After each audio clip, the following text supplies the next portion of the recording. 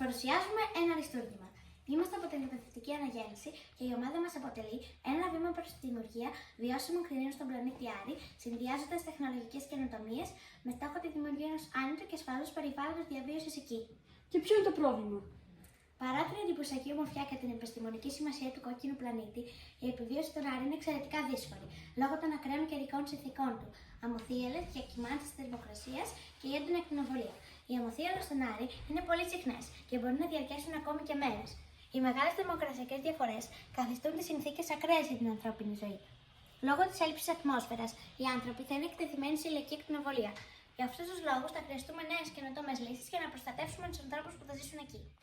Και ποιοι είναι οι αυτοματισμοί? Πρώτος αυτοματισμός ε1. Φυσική σύσταση του αέρα. Η υδροπονία είναι ένα καινοτόμο χαρακτηριστικό του κτηρίου μας. Το διοξείδιο του άνθρακα είναι κρίσιμο για τη διαδικασία της φωτοσύνθεσης, η οποία κάνει τα φυτά να μεγαλώνουν. Γι' αυτό έχουμε βάλει έναν ειδικό αισθητήρα, ο οποίος παίρνει συνεχείς τιμές, όπως φαίνεται στη γραφική παράσταση. Και σύμφωνα με αυτόν, είναι ένας έργοκινητήρας ο οποίος ανοιγοκλίνει το φεγγίτι του κτηρίου. Παραδείγματος χάρη. Όταν το διοξείδιο του άνθρακα είναι πολύ υψηλό, τότε ο φεγγίτης του κτηρίου κλείνει. Άμα το διοξείδιο του άνθρακα είναι μέτριο, τότε ο φεγγίτης ανοίγει αρκετά για να γίνει φωτοσύνθεση. Άμα το διοξείδιο είναι χαμηλό, τότε ο φεγγίτης μένει ανοιχτός μέχρι να ξανανεβεί η τιμή του.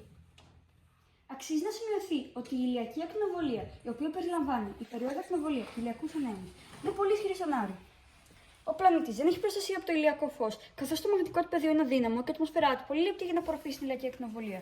Στο ρομποτικό μας σύστημα, όταν η ακτινοβολία στον εξωτερικό χώρο ανεβαίνει επικίνδυνα, ένα αισθητήρα φωτοευαισθησίας radiation sensor ξεπερνά το κατόφλι και ενεργοποιεί τον window κινητήρα, ο οποίος κλείνει και ασφαλίζει το κτίριο από την επικίνδυνη ακτινοβολία του ηλίου. Σε ένα σταθερό σημείο στην κατασκευή μας έχουμε προσθέσει μία κάμερα, η οποία μπορεί να διακρίνει τις αμμοθίελες, επειδή έχουμε βάλει να διακρίνει ένα συγκεκριμένο χρώμα. Το σκοτάδι, ας πούμε το μαύρο δηλαδή. Εδώ η Ελευθερία κρατάει μία αμμοθίελα την οποία προσομοιώσαμε σε ένα μακετόχαρτο. Όταν τη βάλουμε αυτή πάνω στην κάμερα, τότε θα ανάψουν λίγο Γιατί δεν ανάβουν?